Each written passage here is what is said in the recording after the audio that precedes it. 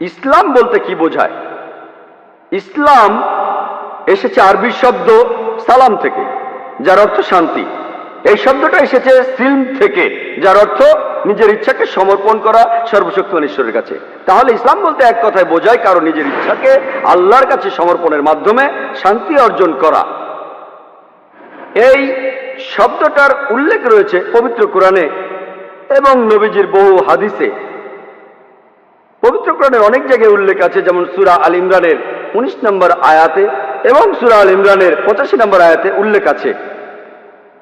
মুসলিম শব্দটার অর্থ একজন ব্যক্তি যে নিজের ইচ্ছাকে সমর্পণ করে সর্বশক্তিমান স্রষ্টার কাছে।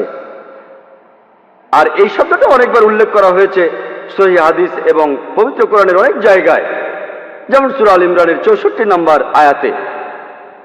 একটা ভুল ধারণা প্রচলিত আছে যে ইসলাম একটা নতুন ধর্ম।